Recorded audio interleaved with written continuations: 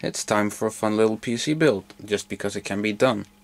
I have to jungling all around, and because it's possible, I'm just gonna make a video of it, just for fun.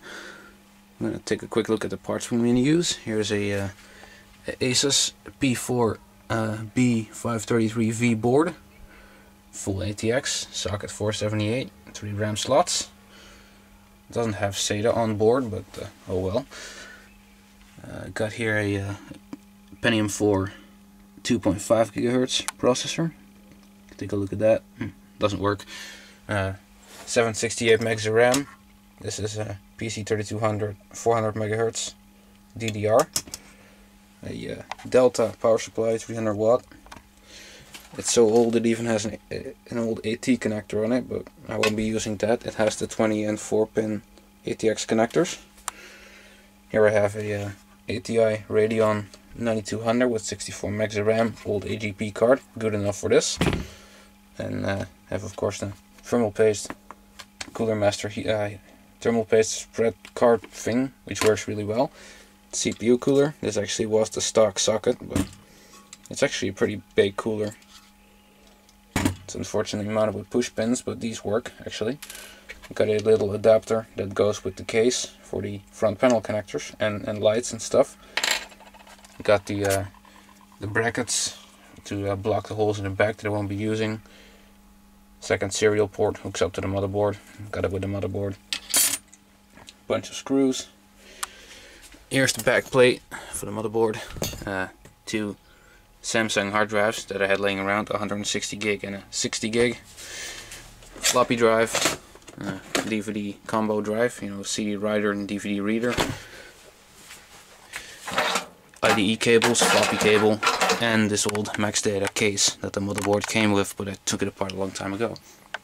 So let's start putting this together.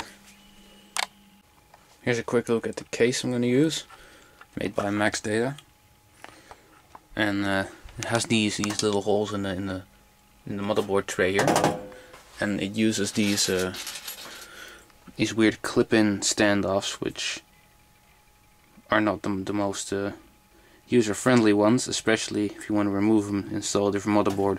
It's kind of a pain to get them out of there. But I'm going to get these installed and get my motherboard mounted up. Got the CPU and RAM installed, and a cooler. Motherboard and power supply are installed now, and I already hooked up the 20 and 4 pin ATX connectors, simply because on this case the drive cage actually overhangs this part of the motherboard, ATX power connector and the IDE and floppy cables. So yeah, time to install the drives in the video card now. Everything's together, time to hook it up and see if it works. Got the IDE cable tucked in between the drives there, tied the unused connectors to the other power wires, and I left the AT connector just unused down there. I don't have anywhere to hook it up, so it's a modern motherboard. So flip this case up. Step back. We got a Windows XP license right there. I'm going to be installing Windows XP.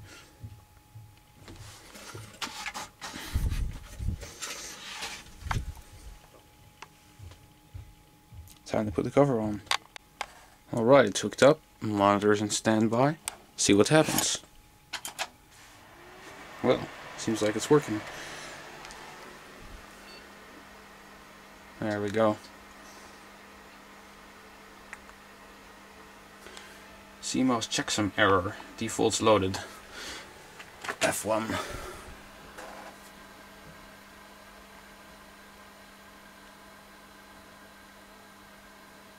Yep, seems like my old Windows XP installation is still on this drive.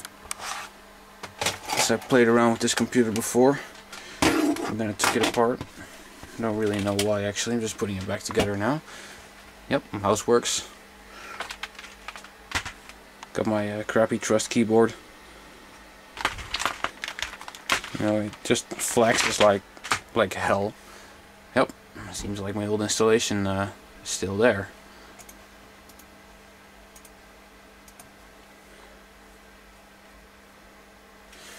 Yep, and it works.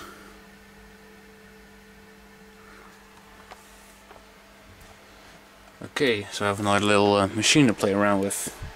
It's a bit noisy because of the cooling fan there, but well. See, if I remember right, this drive was broken. And sure it is. There we go. Oh well, as long as it still works. This case looks pretty decent too. Okay, so that's it. Hope you enjoyed.